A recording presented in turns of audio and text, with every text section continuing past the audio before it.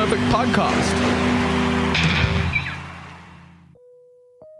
Welcome to the Almost Perfect podcast, a celebration of fuck-ups, failures, and falling flat on your face. This is a podcast that believes you can learn from experience, but that experience doesn't have to be your own. Hi, I'm But Perfect and I'm a functional fuck-up. Let's learn from somebody else's mistakes. And today we are learning from Desire Marea. Now, Desire is a icon. I'm just going to say that. But you probably know his work as a musician, although he's very talented in a number of different ways. Desire is someone who is very good at expressing themselves artistically, both visually and audially, right? Probably. So yeah, we chat about a hell of a lot. Desire is also Sangoma. Probably should have mentioned that up front. So we get into that. We learn a lot about that. We discuss gender.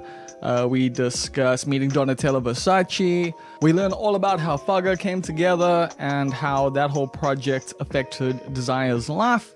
And so much more, which you'll hear in just a little bit. Of course, I need to let you know that this podcast is brought to you by you, which means you can support it by going to patreon.com/almostperfect. With that out the way, it's now time for the Almost Perfect podcast with Desire Marea. So how are you living, Desire? How am I living? I'm living good. Yeah, it seems like you are. I've gotten to spend a bit of time with you over the last 2 weeks, and it's been quite fun because it's also like interesting to see that the success hasn't gone to your head. Okay, that's good to hear. I just love your energy, man. It's mellow. It's just for someone who I see as okay, I'm gonna start this off on a very high level, but as a once in a generation kind of artist, I do genuinely see you like that. It's so interesting to see you just interact with the world, and it's such a mellow pace, and personally I appreciate that because I've dealt with a lot of musicians and artists who I don't see as being as good as you, who definitely see themselves as being, a lot more, you got to pay a lot more attention to them, and you don't seem to do that. So I don't know what my question is here. Thank you so much. But it has just been really cool to watch you interact and watch you in this space in your life, because I haven't known you well or anything, but I've seen you around over the years, and especially back in the day because you were at DUT and then you went to Vega, right? And you were part of the Durban scene, but I had you had fucking mad style, but I had no idea what you were capable of. And then to see what's happened since, it's pretty crazy. Thanks. Yeah, it's been great hanging out with you too, actually. Yeah, that's been my Durban for the last couple of weeks, I think. And it was nice reconnecting with Durban with, I think, people who've defined Durban in many ways, It was interesting because I think Sibonelo Gobere came and saw you. Well, he was outside. What was it? Chairman. Yeah, the chairman. When we were bouncing out of there, and it was just of course, everyone knows everyone. Yeah. So has that because Durban is a small city, but it's also, I guess, it's interesting because you're at an age and I'm at an age where you're kind of seeing people come into their own a lot more. Life is, we were just talking about Fulani Mtembu, who's been doing stuff for years, but it seems at the moment, the opportunities are really opening up for people who have been putting the work for a long time. And I mean, you're a prime example of that. Did you ever, I'm sure you did. You saw your life happening like this, right? I did. I saw it happening like this, and I see it happening in other ways as well. Yeah. Has it just been from a young age, you were I'm going to do all these things? Yeah. From a young age. That's the first thing I wanted to do. I wanted to be an artist. I wanted to be very exposed in the work that I did. And it happened. I think what changed maybe was the modalities or the mediums. Sure. Because I did a lot of things. I started with fine art, then it was acting, then it was fashion, then advertising, then music. And then, yeah, I'm here now. But yeah, I've always just seen it. Like you just had like a creative voice inside you. Yeah, I've always just been a creative person. So like what are some early memories of like were you like just drawing, singing, dancing? I used to draw a lot, like every surface I could get, including walls. So it got me into a lot of trouble. Like I was that kid who drew on walls. Like it was like I'd go into a trance. I know it's wrong. Like I'd be reprimanded the day before, but I, like now I remember that like it was just getting different memories of like scenes maybe from like even my previous life and the need to just document them as quickly as possible while I'm still young and while I still can download with the same clarity, you know? Yeah, I forgot what the question was. Just about your creative drive essentially. Yeah. Because like well, I mean we're gonna jump ahead, I guess, but I imagine some of this ideology or these ideas around it has shifted over the last 2 years since you've had your calling and become a Sangoma, right? Yeah. So like how has it reshifted everything for you? You know, it's like it's shifted a lot, but I wouldn't say that the shift has been that drastic because I think my calling started years before. I would imagine so. Yeah. Like just from your music, from your art, from the way you express yourself, like, and from my very ignorant understanding of, Isangomas and, that culture, like it does seem like you've always had a connection to the spiritual at least. Always. And it was always like a theme in my work, you Yeah. know, even since I was at school, at college, you know, it was always something that I was just referencing because it felt like the most right thing for me, you know.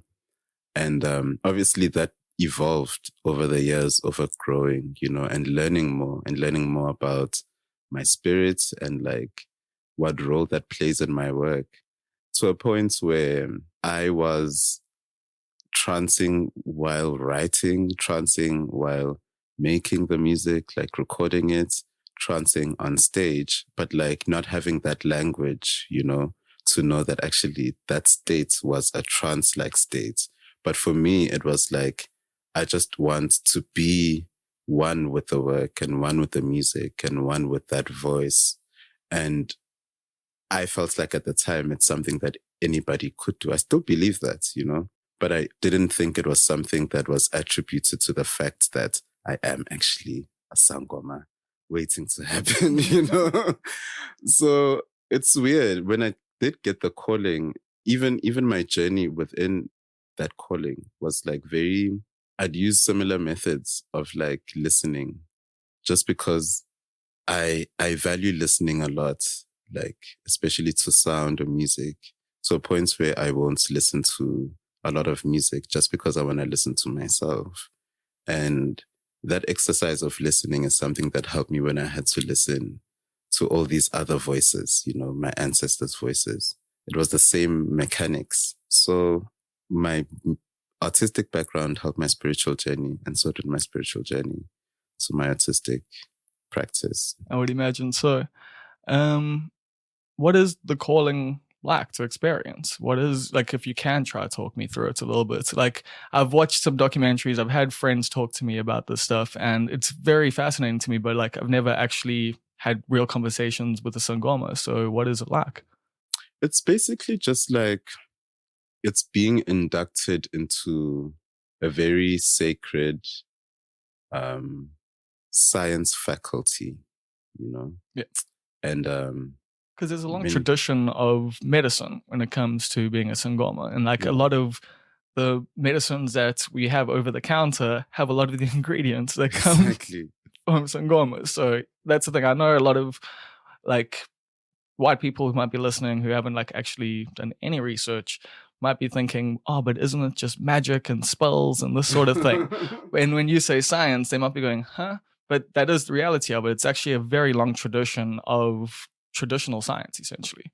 It's a long tradition of traditional science, but even the spells, you know, and spells used for light and for healing, that's also a science. And I think that's a very advanced level that I think even like, I think Western science still doesn't have the language for. No, see, that's the thing. This is where a lot of cultures cross over, in terms of there is a realm, there is another level to life, Yeah. that like people can interact with. But yeah, with Western culture and Western philosophy and Western science intentionally cut that out. Mhm. Like it's part of the process of Western science to go like, well, we don't know how to describe this, so it doesn't exist. Exactly. Yeah. Exactly. And saying it shouldn't exist as well, and forcing it and trying to force it, because I think, especially in South Africa, the practice of traditional healing was like there were legislatures against it at some point. But it's actually, if you look at the amount of healers in this country compared to the entire world, I think we've got a lot, so much that you need to actually take yourself out of seeing it a certain way, viewing it as a science, viewing it as a technology that's literally just maybe part of the country. Well, this is what like Russell Shangwane said to me, like when I've been talking to him about it. He says like, yeah, it's a technology. Yeah, literally. It's just, it is harder for me to wrap my head around that side of things, because like the metaphysical is something like I just struggle with, like as a concept in general, Yeah. So how does it manifest? Like, like when you talk to ancestors and stuff, or do ancestors come through you? Like what's all of that side of it? Because I know there's different kinds of spirits. Yeah. Like I just don't know what they all are. What happens. Yeah. You know what? It happens differently for different people, And I think maybe there's a frequency. There's a frequency that's, I think, the common denominator in whatever way you experience your ancestors. If you see them, or if you see visions or certain things, that's because there's a frequency that's at like a very small, like smaller than molecular level, can then influence space in that way and kind of tell space and tell molecules or like atoms to form certain shapes or certain truths and realities, in the space that we're in, because we're sitting in this room right now, but we are kind of like in this dense energetic field, and this frequency can come in and hack this thing and make itself appear. And that's a spirit, that's an ancestor, that's maybe that's you, that's your past, whatever it is. But at the same time, you as a person who's a human being, you also have this divine energetic like DNA in you, and different frequencies from different people, like the different spirits can also kind of like go into your body as the hardware, that's channeling basically. But it's just the frequency entering your body and triggering something else to a point where it's literally this person speaking in your body, and your body can facilitate that. That's the science of it, There is this frequency that molds and shapes our molecules, and our cells and every part of like our physical body to become whatever is coming through. So I think a Sangoma maybe is someone who can surrender and offer themselves easily to that, or with intention, to heal or to allow certain things that are healing to be said through them, Yeah.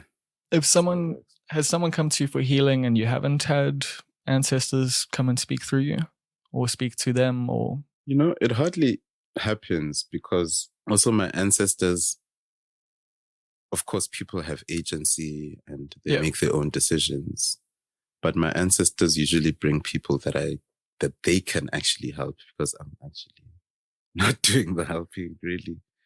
But so you see them as bringing the people to you to help?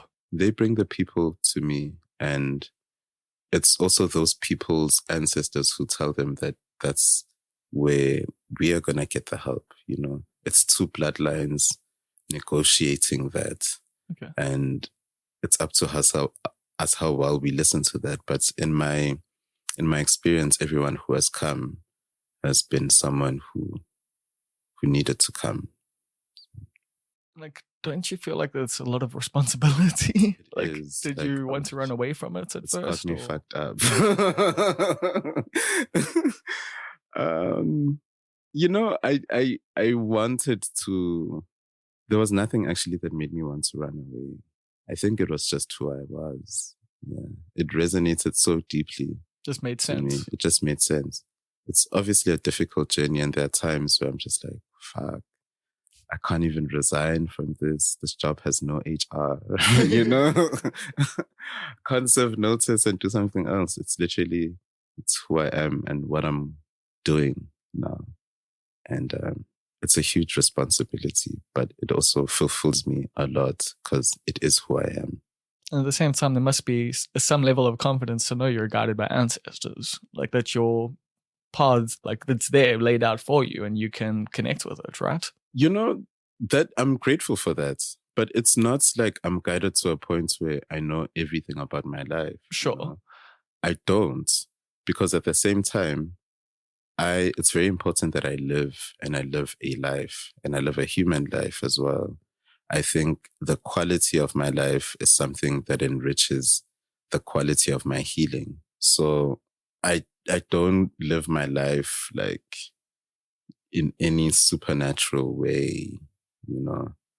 It's always, I might be guided to something, like I might see that, I might be shown that, okay, this is going to happen, but I still have to I still have to live through it. You still have to make the choices. I still have to make the choices, make the mistakes, learn the lessons, I have to live. I understand that. And how do you balance your two lives, I guess? Or do you see it as two lives now with your artistic self versus your healing self? Or are they merged together completely? They definitely bleed into one another right now. They really do.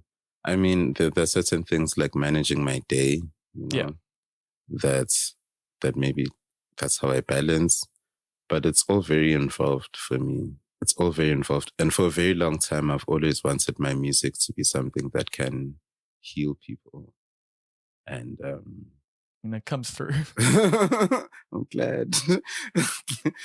And I think now maybe it's a lot more deliberate and learning of better ways to heal. I guess we can talk about music a bit then. Yeah. Fucker and Desire are so different, in terms of sound. Was that, I mean, obviously it's intentional, but what was the thinking behind it? Was it more like I want to have this big difference, or was Desire just, I don't know, what was the process for it? Desire was literally desire. That was my voice, musically. I wanted to create something in my voice. Okay. That was Faga's voice is also Faga's voice, Yeah. And because I mean that's still very much you. Yeah. I mean, I would say Faga's you at night, and then Desire's you in the day, a bit more. Yeah. I feel that. I feel that as well. But with Desire, I really just wanted to pioneer something, a sound, something new. I'd been working on it for years and kind of just being afraid that it would just be too weird or something. I mean, it's not too weird. It is weird, but it's not too weird. It's weird in all the best ways.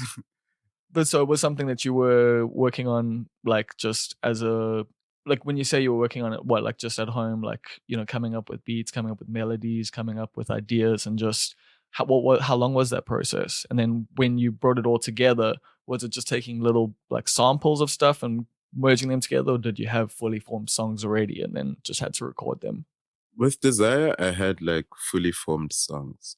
Some of them were really old, but they were coming from a time when I was teaching myself how to produce, actually, because I didn't know how to produce, but I knew I needed to produce an album. And I tried to look for people who could like maybe produce for What me you wanted. what I wanted. I would meet a lot of talented people as well, but it never just came together in a way that allowed me to work with them in that way. I always had to get the song to come through me first and actually produce on the computer, which was the scariest shit for me because I didn't even know how to operate a DAW. You know, I started on GarageBand. Which isn't that friendly. It's not, I mean, it helps. Shout outs GarageBand actually. But it was at the computers at Vega. I didn't even own a computer at that time. But we had these computer labs with GarageBand. Yeah, because they use Max. They use Max. And I'd go there sometimes on like Saturdays because they'd open just, you know, if you needed to get schoolwork done. But I'd go there to like record music. I don't think they mind. Like, I know a lot of Vega kids who use those computers for things that were not Vega work. Yeah.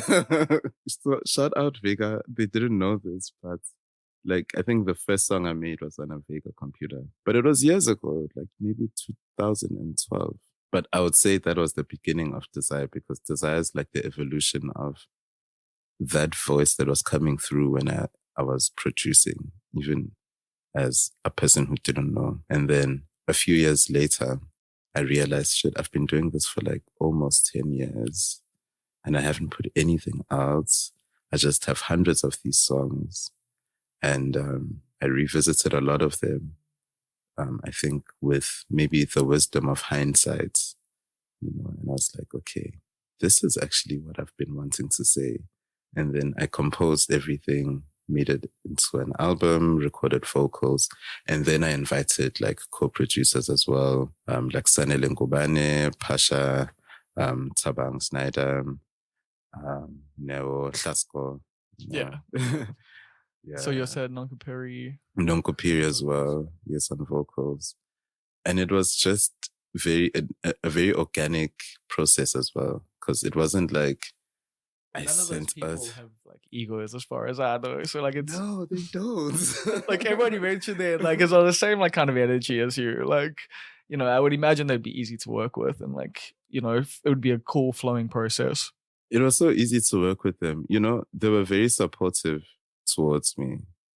They were, I think I was struggling a lot at that time as well. Yeah, struggling. Like 2019, just a lot was happening. But get into it just now. Yeah. But they really like showed me the way or like reminded me of myself. You know? Especially Nonku. Nonku also. Nonku, get back to me, please. I hope she does. No, I know we'll eventually chat. If it's this year, next year, 10 years time, I'll get her on the podcast. It's all good. I know you will. Nonku, Hlasko, Sanele Ngubane, those people, wow. They literally just came into my life. They were in my life, but like at that time, they were just like in it with me. It's also what I like about this whole process is something that like a lot of artists don't go through, and that like, you know, especially these days and especially with social media and the way how easy it is to put music out, people will put out their first song, you know, and like now everyone knows like what your first song sounded like and they can write you off immediately. But like if your first album comes 10 years into making music, it's, you know, you've got a lot better, and you had like a whole other project and like traveled the world, like, you know, met lots of people, had an understanding of what you were doing. So it's like the perfect time for it as well, which is why I think like as a debut album, it's like fucking, you know, one of the best. It is. It's just like it's super high up there. Like, I mean, especially in South Africa, but I mean, I'm talking just generally, like as debuts go, like it's very hard to beat that. So thank you so much. Yeah. But I feel like if you'd done it 10 years earlier, I wouldn't be saying that. Maybe your whole career would have been different. Maybe it would have been different. Maybe I should be grateful that I waited, you know? I don't know. I think there's value in doing stuff when you're young and practicing and stuff like that. But like, send it to your friends, you know, get their opinions more than just like put out the first stuff. I feel like we've got a weird culture these days that everyone wants approval for everything that they do. Like, so like you make one small little thing and you put it on Instagram, and like maybe just keep that thing, maybe do another thing, maybe do another thing, and then maybe have an exhibition. Like, that's, and like to me, like Desire seems like the exhibition of like all the little bits of like doodles that you had for years, Yeah, essentially. literally was. So how did Fucker come about? Because that was a fucking crazy project. Like I really, like, I loved watching you guys perform. It was wild. Yeah, no. Faga was just, we were best friends, and we were so inspired by culture, so inspired by Gom, so inspired by South Africa, so inspired by Black people. Brenda Fassie, like Lebo Matsosa. Like we mentioned them a lot, but a lot of other people. Because like Fela and I used to just sit sometimes and like watch random gospel music videos on SABC One. And well, on YouTube, but sometimes on SABC One, When I used to bug school, like that would be my musical education from like 10 until 1 on like SABC One. You would just have the wildest selection of music videos. Like it would just be like, it would go all over the show. Like you would start out with like hip hop and then go into Maskandi, go into gospel. It was, for me, it was an education. It literally, that's good education. SABC One was good education for a lot of us. They need all the credits, actually. Izo. Jam Alley. Look. Street Journal, Take 5. Take 5, yeah, sheesh. There was just so much. There was just a whole lot. Yo TV even was like, the programming and the conversations they were having were so, I think they were so empowering. If you look at South African youth right now, like the people who are maybe late 20s, early 30s, they've got this kind of conviction, but like this conviction driven by information or like a certain kind of outlook that I think I would attribute to like SABC's programming in that time. It was brilliant. It really was. And that actually is a super important thing that I think people don't necessarily think about when it comes to culture, and that is just how much what you have access to matters, and like having the right people in the positions of programming and stuff like that. Because like I understand the history of like the BBC pretty well because of stuff like Monty Python and like British comedy in general, and that was only capable because you had the right people saying, put those people on TV, and then that impacts culture generally. But then when you've got the wrong people in charge and they're busy just trying to not even push the envelope, because that's the thing that was so cool about programming, like on SABC One, like especially like when we were growing up, it was like Yizo was like, for me, like life changing. Yeah. Like genuinely, like it made me see the country in a completely different way. Like I didn't know like anything. And then you watch that and it's just like, so iconic. Shit. So it's like, I feel like what Euphoria is doing for like the kids right now. Yeah, like Well, yeah, we were kind of talking about that. Yeah, we were. I think I said Euphoria's Model C is or something.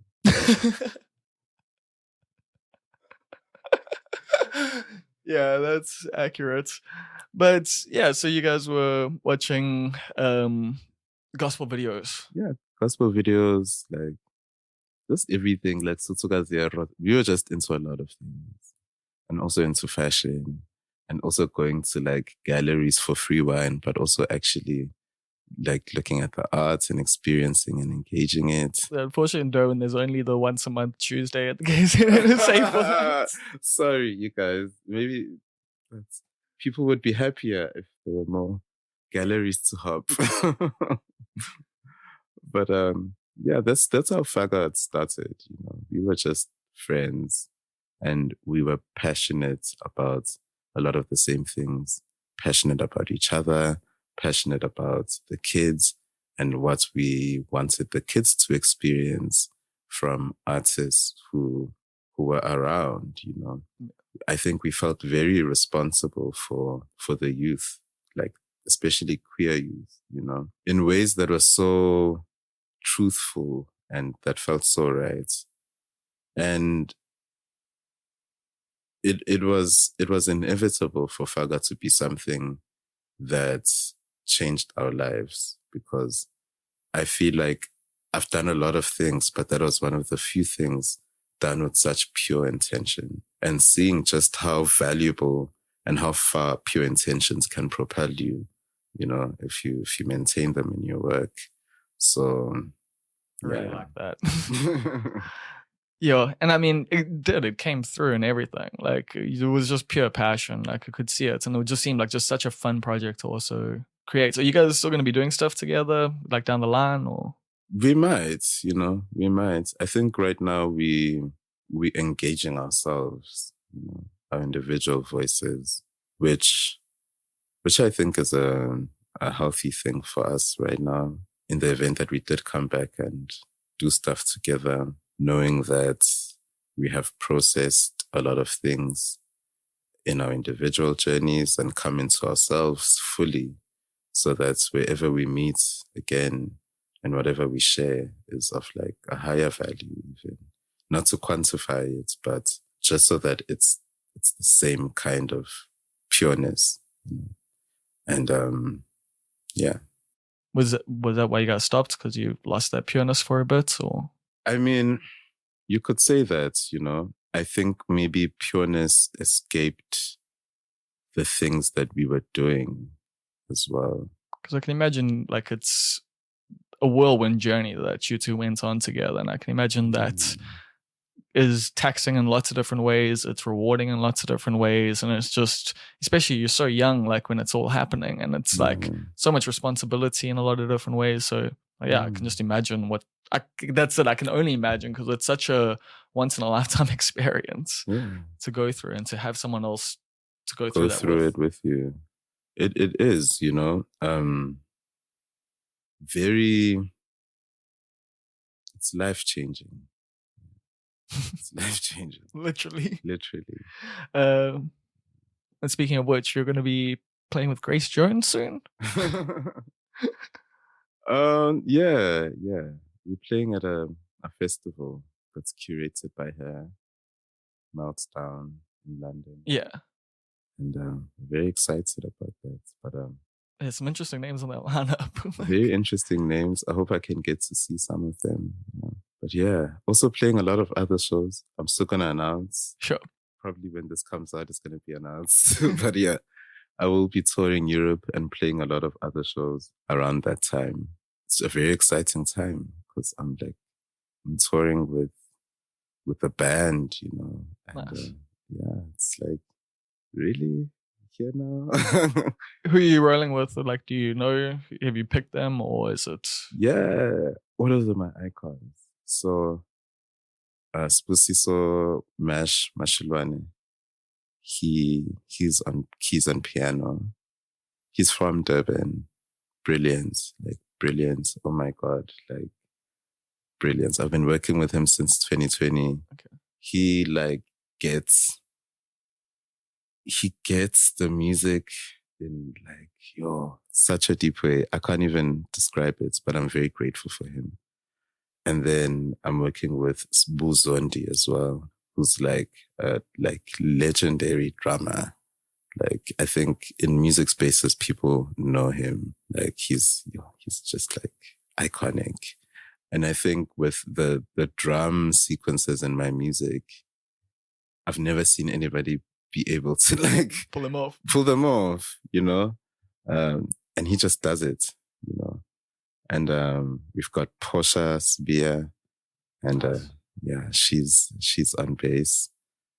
Brilliant, brilliant. Also, the most interesting person, in my opinion, in the band.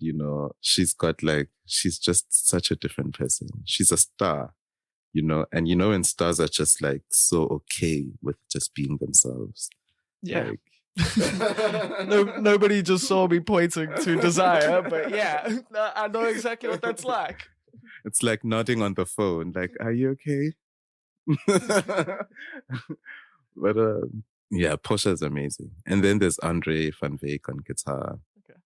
He's just brilliant. He plays on a lot of different projects, including The Wretched.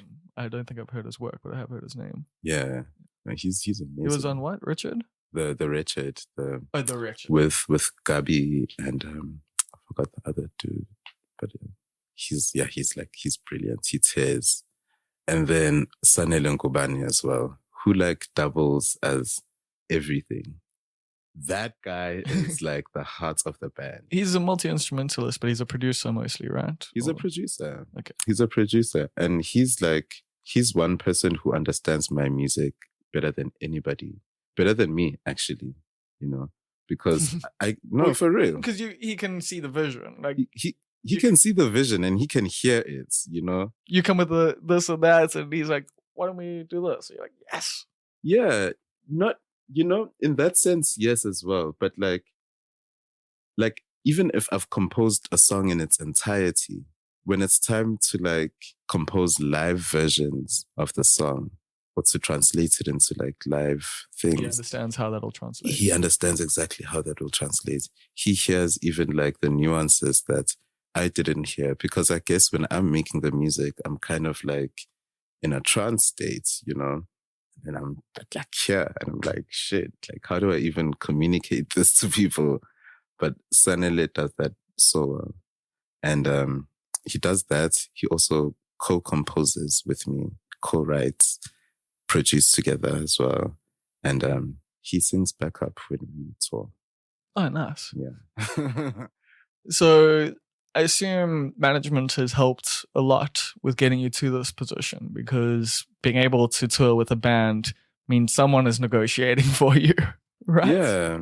Yeah. I mean, management helped a lot, but I also think I don't want people to get the wrong perceptions, you know? I mean, I'm not like dismissing your work or anything. Obviously your work's like great and like it's been years of hard work.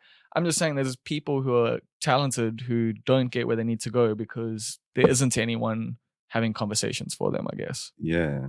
It helps to have somebody who has the conversations with you, and for you as the artist to have the conversations with, because, you know, having a manager helped me to just be convicted about what I was seeing, what my vision was, what I wanted, and knowing that somebody was going to negotiate and make that happen for me. But I don't want to give artists the impression that it's a manager who's going to take you there.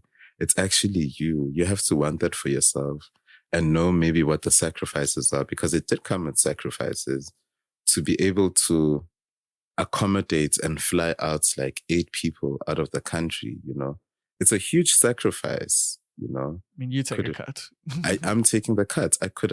We could have done this like with 2 people, like a DJ and myself on vocals, and earning a whole lot more. But it's not the right thing. It's not the right thing. There's a certain kind of integrity that I wanted to be retained in the music, in it happening live, in it being 8 people who are like one and they're connected by something, and that's the music. That's such a beautiful, strong thing for me that I feel like when it hits a person's consciousness, that thing can make you live. Yeah. You know? It can make you live. It can heal you. It can like reconfigure you entirely. And that's what I wanted. That's what I want. And I wouldn't have gotten that if I didn't actually say so and insist on getting what I want, you know. Insist in every area also. Insist with my management team. Insist with my ancestors as well. Insist with myself where I needed to. I need to do that a bit more. Hold myself accountable. I need to do it more too. Yeah. Like I'll insist with myself in the morning, but by the evening, the insistence gets a little lower. Like it's just like in the morning, like I'll be like pretty strong-minded about like, you know, my mantras and like who I am, what I want to do, and like, you know, be goal-driven. And then like as the day goes by, it's like, and I've done like more and more work, and like it's like, maybe I should play a game now, you know? It's like, no, you've got a goal, you want to achieve it. It's like, yo, but 10 minutes, like, yeah. You know, yeah, you should just play the game, man. that's where I'm at this point in my life, to be completely honest with you. Like, well, we were actually kind of chatting about this the other day when Paige was taking photos of you. Like, I started off saying that, like I've been working on my desires, like on the concept of desiring stuff. And, because of my interactions with like Zen philosophy and stuff like that. And you were saying you've got some interesting thoughts on it. Have you been able to um, come to terms with them yet? I have, because I feel like the desiring is like imagining, you're imagining something that's not there. You have to imagine it in order to realize. Yeah, but just realize that you desire it. It's something that you'd like. You have to imagine and see it in your life and what value it can add. And imagination is a huge, huge, probably the foundation of like what manifesting is, Sure. So I think, yes, we should manage our desires, but like, the act of desire is such a energetically charged thing, See, so the way I see it is that, yeah, imagining stuff is fantastic, but it's when it gets in the way, like, of everything else. Like, so for me, I can become pretty myopic about things and pretty ego driven. So desires can take on pretty negative forms. And if I don't achieve, certain things, and I think that's also the big problem is ambition. And like, I've got those kind of issues of just reconciling ego and ambition and like, what do I really want? Because I think, well, for so long I thought I wanted a certain life, and now that I'm living a different life, I realize I actually want this more.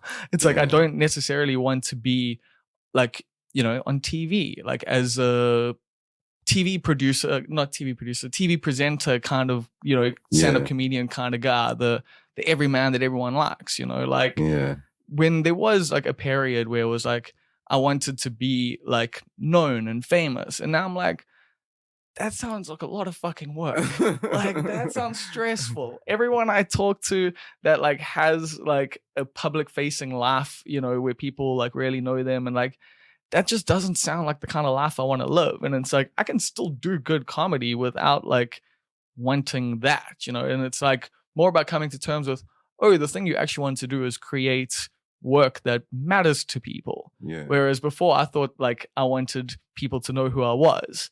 And like, it's shifting those sorts of things, I guess, in my own mind. And like, yeah, just trying not to desire like unhealthy things, I guess. Yes, it's about maybe desiring. It's the wrong word, but it's just that's what it's used in the Eastern philosophy, is to like in terms of meditation and like Because I guess like what I'm learning from what you're sharing right now is that yes, maybe creating meaningful work will get you famous, maybe, and I'm sure if it does, you'll still be fine because you manifested that. By desiring something of such a higher vibration. You just wanted to create work that matters to people. It wasn't just like you want to do it for the fame. Because if you want to do it for the fame, then like you're Mac G, you'd do anything. Yo, now we're gonna get the hate.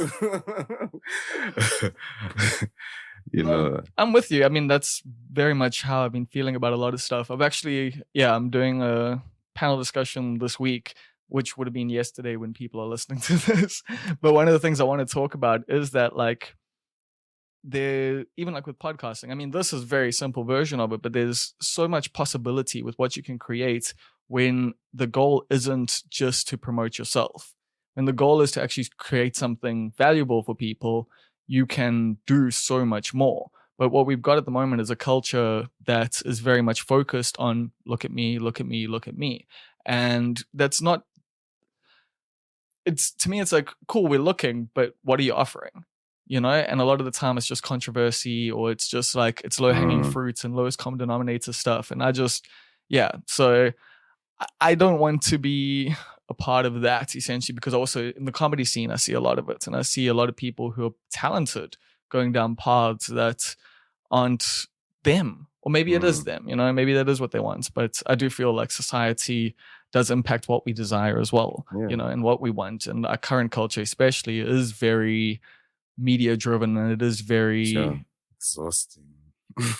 although for you, it's a big part of your life as well. Like, being seen is a part of the job, like being put in different magazines and all of that. How much work do you put into that, or do people just approach you? I usually get approached. I mean, now I do have a PR agent for like releases, and they do the work. Previously, I did it myself. So what was that? Just getting blog like email addresses and just sending everything out, like that, like the old school way of just getting like following journalists, or how did you do it? I would stalk. I would follow journalists that like read like the fader and like see the journalist's name and look for them on Twitter, Instagram. I like that you went with the fader, and like you were like Mahala. Eh? I like that you went with the fader, like to try and get in touch with them, and not like Mahala, like a lot of. No, Mahala's iconic. Mahala, I know. I'm just saying, Mahala's- like there's levels, you know, Yeah. and like it's cool that you shot like there, because I mean you're on Pitchfork. Also via stalking them and stalking Ruth Saxelby, the journalist, you know. Yeah, that's how that happened. But I guess, yeah, I have just always gunned for things that maybe would feel beyond me sometimes.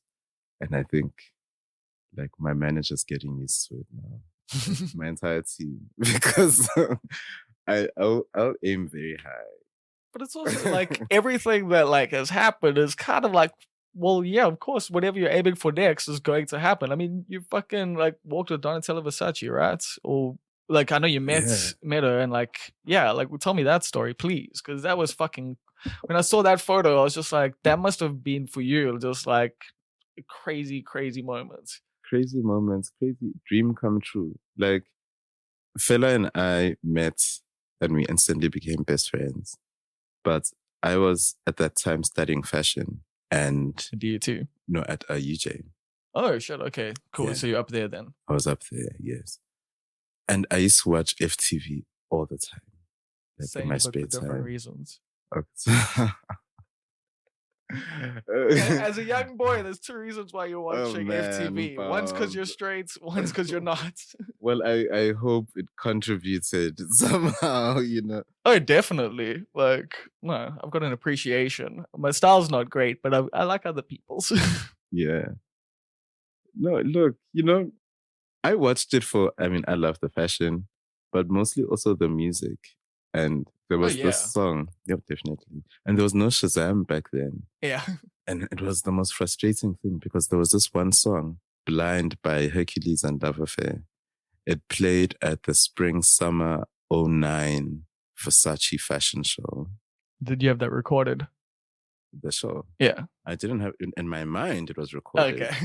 Like, I was an encyclopedia of shows. I'll tell you, no, this is from Spring Summer, like, '01 or something. But Tato had that song on their phone when we met. And I was like, oh my God, you're the only other person in the entire planet who knows the song. And it's the song that played on the Versace fashion show. And it was just so luxurious. Right? So luxurious. The energy was just so amazing. And that moment ended up introducing me to one of my favorite vocalists, Anoni. You know, and well, fast forward to like 9 years later, and now we're like at the Versace mansion in Milan, and it's our music now that's being played. And now it's like other kids who are gonna maybe watch the show and be like, oh my gosh, what is this song? And maybe connect, you know.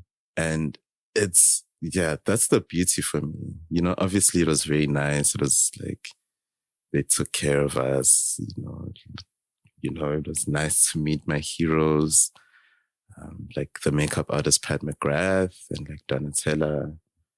But what was Donatella like? Like, was it awkward or was she friendly? What is she like as a person? She was very friendly. She smells very nice. I can imagine. She's quite smart. She's got a way with words. Oh, is it? Yeah. Quite witty.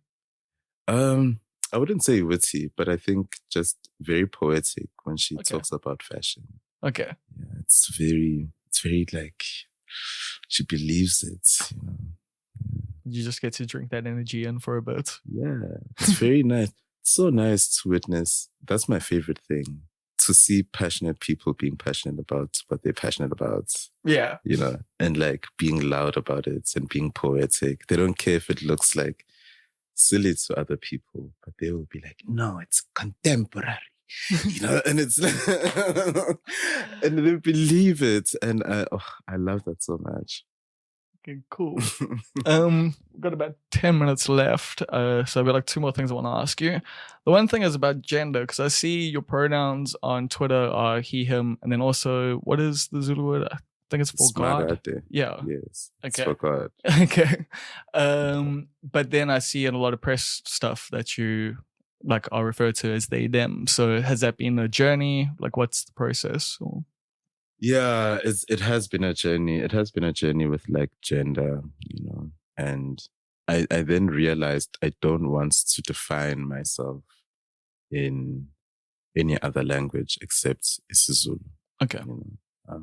So that's why I define myself as Ismagate. You know, they aren't necessarily pronouns that maybe are adjacent to that enough in English. So he, him is fine. Okay. I've come to just a point where I'm like, for me, it like doesn't really matter, like that part, just as long as I can define myself, you know, in my own language, and I'm not defining myself maybe in English. Sure. But it's also you define yourself beyond language. Like, you know, you utilize like I assume gender and gender expression are things that you are through fashion and through music and through culture able to, I don't know, just be in touch with a bit more. Like then I don't know. Like yeah, it's just interesting because it's also, so one of my issues, I guess, with all of it is even the they them stuff. It's still very binary in a way. Like it boxes people in, like just pronouns in general. And I very much appreciate when people are non-binary and prefer to go by it. And I'll use whatever pronouns you want me to use, you know. But I also find you're still defining yourself by other people's language, and you still define like gender in that way, especially for me, because obviously I am a guy, you know, like I'm a dude, but there's fluidity to it as well, just on different spectrums for everyone, I guess. And it's as much as you want to express it and as much as you want to, get in touch with it, I guess. I don't know. You know, it's for me, it's like the language, those distinctions are very important for a lot of people. Yeah.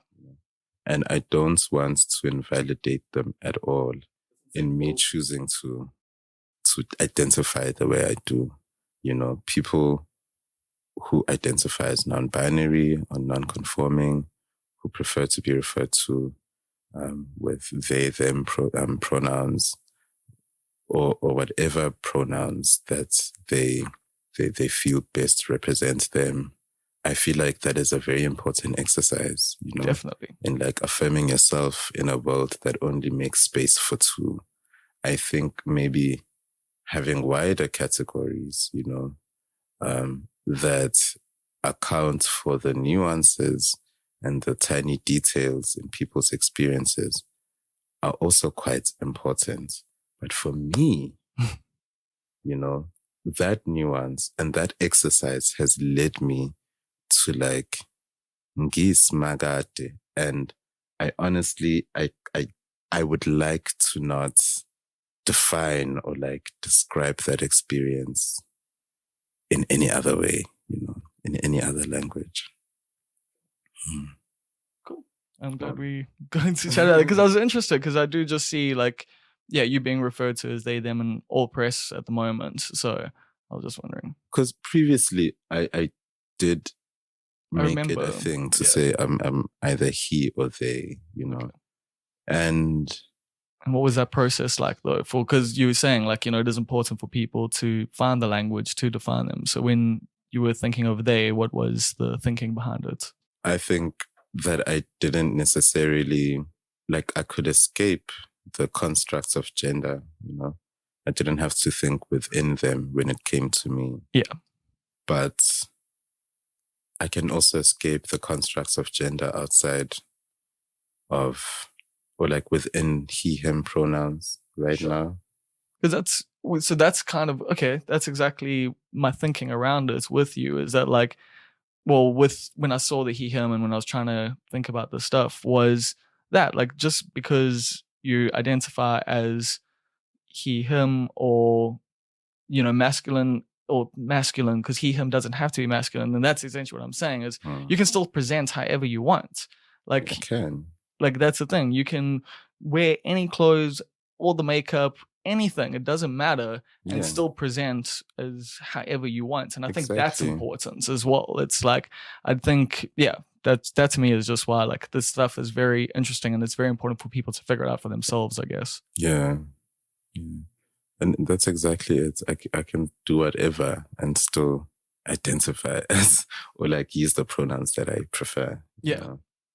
And anybody can do that. Cool. And then the last question of the podcast, it's a new thing I've been doing, is, so everyone gets asked this, is what is a big mistake that you've made in your life that you learned a really important lesson from? You can either focus on the lesson or the mistake in telling the story.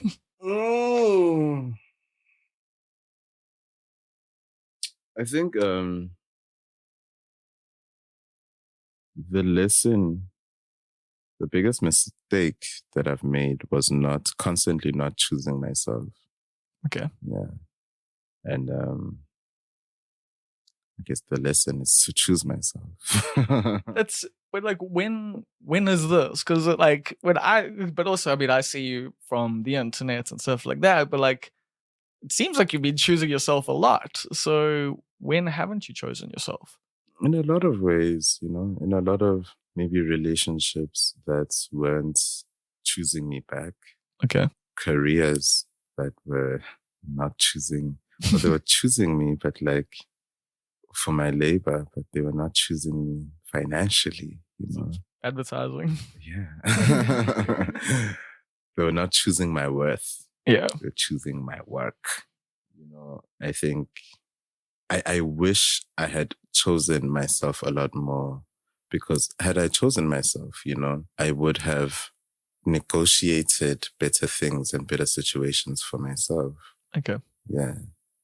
And I think that was rooted in a lot of like maybe imposter syndrome, or like just maybe not viewing myself as anyone who matters that much, When was this? Hey. For up until yesterday. No, it's like a huge portion of my adult life has been learning different variations of this lesson. Yeah. And even now, I'm like, I'm learning how to choose myself better, being better at choosing myself, and choosing better, choosing better, and making a better self to choose, because like, what's the point of choosing like an asshole? Yeah, I think I chose myself a lot in my 20s, but not like in a good way. But yeah, for me, growing up's definitely become a bit of that process as well, of just, yeah. And it's also like, I don't know, I feel like less of an imposter these days because I'm doing less things that are like, put me in a position to feel like that, like I'm pretty confident about a lot of the stuff I do, except for the next time I get up on stage and do stand-up comedy, because it's been far too fucking long. I'm sure you'll be good. I might. It's one of those things where you never know. Yeah, I don't like to predict that. Actually, I do want to know what happened in 2019 before we go. What happened? Yeah, if you want to talk about it. You know what? I'll talk about it. I think because I like, I'm a private person, but also there are certain experiences for me that I know would help someone to know. I was I was going through a lot of betrayal, um, heartbreak, loneliness in my personal relationships. Also, my relationship with Joburg, the city, and the relationship with my work was like falling apart. We were doing amazing, but like we were also doing terribly at the same time, and it wasn't making sense. I know what was happening now because there were so many different factors, even the factor of my calling and the fact that I had to like eventually move back home, in preparation for that journey. It contributed to how messy that year was for me, and also being in the wrong place and doing the wrong things, like the wrong type of work, even though it was right maybe a year or two ago. When it starts being wrong, everything is wrong. So everything was wrong for me. And it was just that situation taking me out, and I needed to step into a different part of my greatness, I guess. And since then, how do you feel? I'm recovering from that, because since 2019, it's just been a lot of like just one thing after another. One thing after the other. Like one thing after the other. Not even just personally, just globally. Yeah, even globally, definitely. So I really don't know. I don't know. It'll make sense though. It'll make sense. I'm grateful because I see it going somewhere. But yeah. Yeah, I can relate in some ways, like sometimes those moments like take a long time to recover from, but like what comes out of it is usually a lot of resolve and a lot of like you come out stronger, but it can take quite some time. It can take some time. And you know what? Like, as much as it's irritating and like, I wish it could make sense sooner. I know when life does that thing where things make sense and like, it's like clarity. Yeah. When you get clarity. When you get clarity, even if it takes 5 years, when it comes, man, it's so glorious. It's like when your time comes, like when your success comes after working for like 10 years, and you finally get that like big break and it all makes sense. When it does come, it's beautiful. So I'm okay with not knowing until that moment comes. I think we're going to end things there. Thank you so much. Thanks, bro. So that was Desire.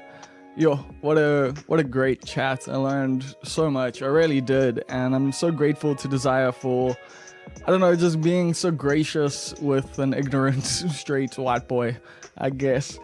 Yeah, I feel like I didn't necessarily articulate all my thoughts properly there, but it's cool. It's not about me anyway. Besides, the whole point is to learn and grow, and I definitely learned and grew from that conversation. I hope you did too. How you doing? I'm not really sure what's actually been happening in the world this week. Has anything happened? I'm sure stuff's happening. Prices are going up, right? Wages are going down, same as it's always been. But I hope you're feeling good. I hope that conversation genuinely just helped you make your week a little bit better. Even if you were having a good week, now you're having an even better week.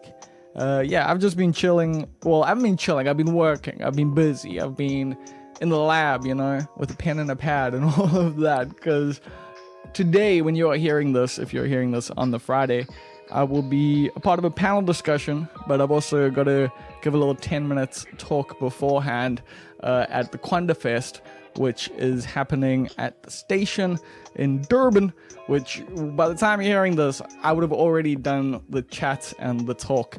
But I've been preparing for that.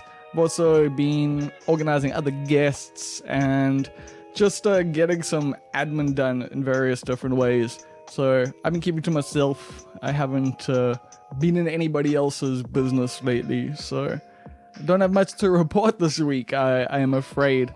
What have I been watching? Oh, I finally got around to American Vandal Season 2, which was probably better than Season 1. Probably better. Although because of season 1, there were some things that were a little bit more predictable, and yeah. But anyway, if you want to watch a good mockumentary parody on the whole true crime series that isn't afraid to be gross and disgusting, and at the same time quite full of social commentary and reflects on modern society, I guess. So I watched that, and oh yeah, we went to Tiger's Milk on Saturday night. Paige and I went to support Leah Jasmine from 5FM, but also from being my friend for quite a long time. So she was in town and wanted to go support, and it was interesting because I didn't know the rest of the lineup. I knew Leah was playing, so I was like, let's go. Well, Paige was like, let's go. And I was like, yeah, let's go, obviously. But had I known the lineup, I might not have gone. Because, yeah, I can't believe that in 2022 I have to see December streets. I mean, I didn't have to, but I did. And, my life is worse off for it. I had been on a whole kick of, really being selective about the events I go to. Make sure I see good music and good bands. And then I didn't. Oh, no. But Leah said it was good. Genuinely. I didn't even know she was DJing. We were having a smoke and couldn't see who the DJ was.